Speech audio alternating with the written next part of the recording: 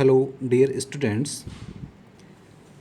BSc part second की inorganic की इस ई क्लास में आपका स्वागत है। मैं doctor K Verma, assistant professor in chemistry, Seth Rameshwar Lal Sahariya government PG college Kaladera, आज आपके साथ उपस्थित हूँ एक नया टॉपिक लेके, जिसका नाम है प्रभावी परमाणु क्रमांक, इफ़ेक्टिव एटॉमिक नंबर। हम पिछली क्लास में कोऑर्डिनेशन केमिस्ट्री के बारे में चर्चा कर चुके हैं, जिसके अंदर हमने वार्नर थ्योरी और इस वार्नर थ्योरी का प्रायोगिक सत्यापन कैसे किया जाता है इसके बारे में चर्चा की, और इसके अलावा कुछ ऐसे टर्म्स के बारे में चर्चा की जो कोऑर्डिनेशन केमिस्ट्री में बहुत ज़्यादा प्रयोग में लिए जाते हैं। जब हमने वार्नर थ्योरी पढ़ी तो उसमें हमने देखा कि किसी कॉम्प्लेक्स में जो मेटल होता है उसकी दो प्रकार की संयोजकताएं होती हैं। प्राथमिक संयोजकता यानी प्राइमरी वैलेंसी, द्वितीयक संयोजकता यानी सेकेंडरी वैलेंसी।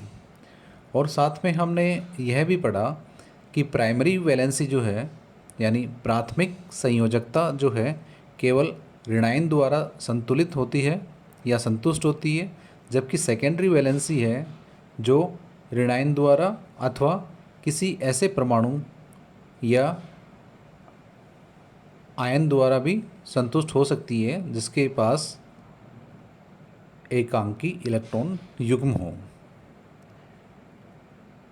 दूसरे शब्दों में हम ये कहें कि जो प्राइमरी वैलेंसी है वो केवल ऋणायन द्वारा संतुलित होगी और सेकेंडरी वैलेंसी ऋणायन द्वारा अथवा किसी उदासीन अणु या परमाणु द्वारा भी संतुलित हो सकती है, या ऋणायन किसी कॉम्प्लेक्स में किसी धातु की प्राइमरी वैलेंसी को और सेकेंडरी वैलेंसी दोनों को संतुलित कर सकता है या संतुष्ट कर सकता है। तो ऐसा क्यों होता है कि ऋणायन किसी धातु आयन की दोनों प्रकार की संयोजकताओं को संतुलित कर देता है? इसके बारे में वार्नर सिद्धांत है वो मौन है, वो इसकी व्याख्या नहीं कर पाता। तो इसकी व्याख्या एक ब्रिटिश केमिस्ट नेविल वी सिज्विक ने की, और इसके लिए जो उन्होंने कॉन्सेप्ट दिया, सिद्धांत दिया, उसको इफ़ेक्टिव एटॉमिक नंबर या प्रभावी परमाणु क्रमांक कहते हैं। इसको संक्षिप्त में हम EAN भी कहेंगे, जहाँ पे E stands for effective, A stands for atomic and N stands for number. So it will be called as EAN concept. हमने ये देखा कि किसी कॉम्प्लेक्स में जो बॉन्ड बनते हैं उसमें मेटल एटम या आयन जो होता है वो इलेक्ट्रॉन्स को रिसीव करता है, और लिगेंड है जो उसके लोन पेयर या उसके ऋणावेश को धातु के डी कक्षकों में डोनेट करता है। तो जब ये मेटल आयन किसी लिगेंड से इलेक्ट्रॉन को रिसीव करता है तो उस मेटल आयन के चारों तरफ एक इलेक्ट्रॉनिक एनवायरनमेंट बन जाता है। तो इस सिद्धांत के अनुसार लिगेंड व धातु आयन के साथ उपसंयोजक बंध बनते हैं। इस प्रक्रिया में लिगेंड अपने इलेक्ट्रॉन युग्म को धातु आयन के साथ साझा करता है, और इन उपसंयोजक बंधों के माध्यम से संक्रमण धातु उत्कृष्ट गैस का विन्यास ग्रहण कर लेता है। यानी संक्रमण धातु के पास जो इलेक्ट्रॉन होते हैं वो टोटल नंबर किसी नज़दीकी उत्कृष्ट गैस के विन्यास के बराबर होते हैं। इसे प्रभावी परमाणु क्रमांक या इफ़ेक्टिव एटॉमिक नंबर कहा जाता है। अब किसी संकुल का, किसी कॉम्प्लेक्स का ये EAN ज्ञात करने के लिए क्या करते हैं? किसी संकुल में धातु परमाणु का EAN ज्ञात करने के लिए उस धातु परमाणु या आयन के इलेक्ट्रॉनों की संख्या में उन इलेक्ट्रॉनों को जोड़ दिया जाता है जो वे उपसंयोजक बंध द्वारा लिगेंड से ग्रहण करते हैं। तो इस प्रकार जो सेंट्रल मेटल एटम है वो किसी उत्कृष्ट गैस का विन्यास ग्रहण कर लेता है। लेकिन यह हमेशा सत्य नहीं होता, सदैव ऐसा नहीं होता है। इसके कुछ अपवाद भी होते हैं, लेकिन अधिकांशतः धातु आयन संकुल बनाने में लिगेंडों से इतने इलेक्ट्रॉन ग्रहण करता है कि उनका EAN अगली उत्कृष्ट गैस जैसा हो जाए। अब हम इस EAN कॉन्सेप्ट को कुछ एग्जाम्पल्स द्वारा समझेंगे। तो पहला जो एग्जाम्पल है वो लिया है अपन ने हेक्साएमीन कोबाल्ट आयन का, यानी CONS36 3+ आयन का। इस कॉम्प्लेक्स में हम देखें तो जो सेंट्रल मेटल आयन है वो है कोबाल्ट, और कोबाल्ट का जो एटॉमिक नंबर है, परमाणु क्रमांक है, वो होता है 27। तो इसमें जो लिगेंड है वो है अमोनिया। हम जानते हैं कि अमोनिया एक उदासीन अणु है, अतः जो इस कॉम्प्लेक्स का चार्ज है, आवेश है, वो ही आवेश इस कोबाल्ट का है होगा। तो इसका मतलब ये हुआ कि इस संकुल में जो कोबाल्ट है +3 ऑक्सीडेशन स्टेट में है। तो इस कॉम्प्लेक्स में कोबाल्ट के पास कितने इलेक्ट्रॉन होंगे? कोबाल्ट का परमाणु क्रमांक 27 है और ये 3 इलेक्ट्रॉन त्याग के एक आयन बनाता है। तो इसके पास इलेक्ट्रॉन होंगे 27 - 3 यानी 24 इलेक्ट्रॉन। अब इसको लिगेंड है जो इलेक्ट्रॉन डोनेट कर रहे हैं, यहाँ पे नंबर ऑफ़ लिगेंड्स है वो 6 है। तो हम जानते हैं कि एक लिगेंड 2 इलेक्ट्रॉन देता है, क्योंकि यहाँ पे उपसहसंयोजक बंध बनता है। तो 6 लिगेंड द्वारा यहाँ पे कुल 6 × 2 = 12 इलेक्ट्रॉन दिए जाएंगे। तो मेटल के पास खुद के 24 इलेक्ट्रॉन हो गए और 12 इलेक्ट्रॉन इसने 6 अमोनिया मॉलिक्यूल्स जो लिगेंड के रूप में उनसे ग्रहण कर लिए। तो इसका कोबाल्ट हेक्साएमीन कॉम्प्लेक्स जो है, इसमें इसका इफेक्टिव नंबर क्या होगा? 24 खुद के इलेक्ट्रॉन प्लस 12 लिगेंड से ग्रहण किए गए इलेक्ट्रॉन, यानी टोटल 36 इलेक्ट्रॉन। और जो 36 जो इलेक्ट्रॉन होते हैं वो किसके पास होते हैं? क्रिप्टॉन के पास। तो इस प्रकार क्या हुआ कि इस कॉम्प्लेक्स में जो कोबाल्ट है उसका इफेक्टिव एटॉमिक नंबर 36 होगा, और ये 36 एक क्रिप्टॉन का इलेक्ट्रॉनिक कॉन्फ़िगरेशन है। तो इसका इफेक्टिव एटॉमिक नंबर हुआ 36। इसी प्रकार हम दूसरा एग्जाम्पल लेते हैं FeCN6 4- हेक्सासाइनोफेरेट आयन। तो इसमें जो सेंट्रल मेटल एटम है that is iron, and the atomic number of iron is 26, and we know that there is one negative charge on one cyanide ligand. In this complex there is 6 cyanide ligands. So there will be total -6 negative charge, but there is overall 4 negative charge. It means in this complex iron is in its oxidation state of +2. So the remaining negative charge appears on this coordination entity. Coordination जो sphere है उसके ऊपर -4 इसका आवेश आ रहा है। तो यहाँ पे ऑक्सीकरण अंक आयरन का क्या है? +2। तो आयरन का atomic number is 26, so there will be total 26 electrons in iron atom, but here iron is in +2 oxidation state, so number of electrons in Fe2+ oxidation state is 26 - 2 = 24. So number of electrons received from 6 cyanide ions is equals to 2 × 6, it means 12 electrons.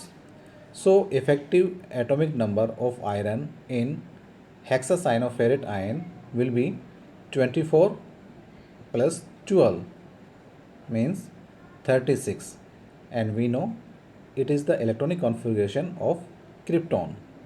So effective atomic number of iron in this complex will be 36. अब अगला example लें हम, तो अगला example है FeCO5। यहाँ पे ligand क्या है? कार्बोनिल है, और हम ये जानते हैं कि कार्बोनिल लिगेंड है वो एक उदासीन लिगेंड होता है। तो यहाँ पे इस कोऑर्डिनेशन स्फीयर के ऊपर कोई आवेश नहीं है, इसका मतलब आयरन भी यहाँ क्या है, शून्य ऑक्सीकरण अवस्था में है। Oxidation state of iron is this in this complex is 0। So number of electron in iron is equals to 26, जो इसका एटॉमिक नंबर है, और number of electrons received from 5 CO molecules, 5 CO molecule कितने इलेक्ट्रॉन देंगे, एक CO molecule 2 electron देगा, क्योंकि dative bond में जो कोऑर्डिनेट उपसहसंयोजक बंध बनता है उसमें बंध के इलेक्ट्रॉन दाता परमाणु द्वारा दिए जाते हैं और दूसरा परमाणु केवल इलेक्ट्रॉन को ग्रहण करता है। तो यहाँ पे 5 CO जो मॉलिक्यूल्स हैं वो टोटल 10 इलेक्ट्रॉन इनको देंगे। तो आयरन का इफेक्टिव एटॉमिक नंबर होगा, आयरन का परमाणु क्रमांक 26 है, टोटल नंबर ऑफ इलेक्ट्रॉन्स इसके पास 26 हैं और 10 इलेक्ट्रॉन इसने CO से ले लिए। तो टोटल इलेक्ट्रॉन कितने हो गए इसके पास, 26 प्लस 10 यानी 36, और फिर 36 क्या है, क्रिप्टॉन का इलेक्ट्रॉनिक कॉन्फ़िगरेशन। तो En of the iron is equals to 36। Next example is hexaammine platinum ion. इसके ऊपर आवेश है, इस कॉम्प्लेक्स के ऊपर +4, और यहाँ पे लिगेंड क्या है, अमोनिया, जो कि उदासीन है। तो जो +4 आवेश है वो ऑक्सीडेशन स्टेट है किसका, प्लेटिनम का। So number of electrons in platinum 4 + 78 - 4 is equals to 74, यानी प्लेटिनम का जो परमाणु क्रमांक है वो 78 होता है। इसने 4 इलेक्ट्रॉन त्याग के +4 ऑक्सीडेशन अवस्था बनाई है, तो इसके पास इलेक्ट्रॉन की संख्या कितनी हो गई, 78 - 4 यानी कि 74, 74। सो number of electrons received from 6 NH3 molecules is equals to 6 × 2 is equals to 12. So effective atomic number of platinum will be 74 plus 12 means 86, and here we know very well that the 86 is the electronic configuration of radon. Now look at the next example, which is hexaamine palladium 4+। अब यहाँ पे भी ammonia है, वो उदासीन है, तो इसके कोऑर्डिनेशन स्फीयर के ऊपर जो आवेश है +4, वो किसका आवेश है, पैलेडियम का है। इसका मतलब यहाँ पे पैलेडियम +4 ऑक्सीकरण अवस्था में है। तो पैलेडियम का जो एटॉमिक नंबर होता है वो 46 होता है, +4 जो उसने ऑक्सीकरण अंक है इसका, तो इसका मतलब 4 इलेक्ट्रॉन इसके पास कम है। तो number of electrons in Pd4+ ion is equals to 46 - 4 is equals to 42। So number of electrons received from 6 ammonia molecule is 6 × 2 is 12. So total number of the electrons in this complex 42 + 12 is equals to 54. So effective atomic number of the palladium in this complex will be 54, and we know very well it is the configuration of the xenon. So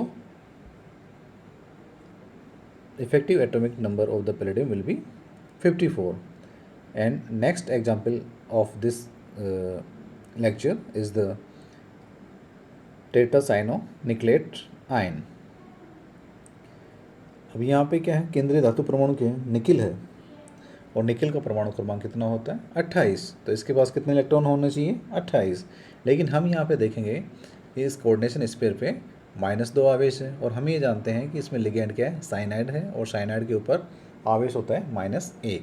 total 4 cyanide ion है, तो इनके द्वारा जो आवेश होगा वो -4 है, लेकिन ओवरऑल आवेश कितना है, -2 है। तो इसका मतलब निकिल क्या है, +2 ऑक्सीकरण अवस्था में है, जिसमें 4 ऋणावेश +2 ऑक्सीकरण से संतुलित होकर ओवरऑल जो चार्ज बचता है वो -2 का है। तो इस स्थिति में इस कॉम्प्लेक्स में निकिल के पास कितने इलेक्ट्रॉन होंगे, 28 - 2, क्योंकि 2 इलेक्ट्रॉन इसने त्याग के Ni+2 ऑक्सीकरण अवस्था प्राप्त की है। तो total number of the electrons in the Ni+2 is 28 - 2 is equals to 26। So number of electrons received from 4 CN- ligands. यहाँ पे लिगेंड्स क्या है, साइनाइड आयन है, कितने हैं, 4 हैं, और एक साइनाइड आयन कितने इलेक्ट्रॉन दे रहा है, 2 इलेक्ट्रॉन दे रहा है। तो टोटल इलेक्ट्रॉन जो इसको निकिल को मिलेंगे इन चारों लिगेंड से वो कितने हुए, 8। तो इसका इफेक्टिव एटॉमिक नंबर कितना होगा, इसके खुद के इलेक्ट्रॉन जो कि 26 हैं, और 8 इलेक्ट्रॉन इसने 4 साइनाइड लिगेंड से लिए हैं, ये इसमें जुड़ के कितना हो गया 34। अब यहाँ पे जो 36 है, सॉरी 26 इसका इलेक्ट्रॉनिक कॉन्फ़िगरेशन है निकिल +2 आयन का। तो इससे नेक्स्ट जो इलेक्ट्रॉनिक कॉन्फ़िगरेशन इसका उत्कृष्ट गैस का है वो कितना है 36 है जीनोन का, लेकिन यहाँ पे इसका इफेक्टिव एटॉमिक नंबर कितना आ रहा है 34, होना कितना चाहिए था 36। तो इस एग्जाम्पल में इफेक्टिव एटॉमिक नंबर किसी उत्कृष्ट गैस के बराबर न होकर उससे 2 कम है, होना चाहिए था 36 और है कितना 34। तो यहाँ पे ये इफ़ेक्टिव एटॉमिक नंबर कॉन्सेप्ट का अपवाद है, क्योंकि इफ़ेक्टिव एटॉमिक नंबर कॉन्सेप्ट क्या कहती है कि किसी कॉम्प्लेक्स में जो सेंट्रल मेटल एटम है वो लिगेंड से इतने इलेक्ट्रॉन प्राप्त करता है कि खुद के इलेक्ट्रॉन और लिगेंड से प्राप्त किए हुए इलेक्ट्रॉन मिलके उसके चारों तरफ किसी नेक्स्ट उससे आगे वाली जो उत्कृष्ट गैस है उसके विन्यास के बराबर इसका इलेक्ट्रॉनिक विन्यास हो जाता है। उस यानी उसके पास उस मेटल आयन के पास उतने इलेक्ट्रॉन हो जाते हैं जो किसी उत्कृष्ट गैस के पास हो, आगे वाले ठीक उससे आगे वाले। तो यहाँ पे निकिल का परमाणु क्रमांक 28 था, इसके पास इलेक्ट्रॉन कितने थे 26 थे निकिल +2 स्टेट में। तो नेक्स्ट जो इसका जो उत्कृष्ट गैस है वो है क्रिप्टॉन, जिसके पास 36 इसका परमाणु क्रमांक है, तो 36 इलेक्ट्रॉन होने चाहिए, लेकिन इसके पास चूँकि 34 इलेक्ट्रॉन ही है। तो यहाँ पे यह है इस इफेक्टिव एटॉमिक नंबर अवधारणा का अपवाद है। Okay, thanks.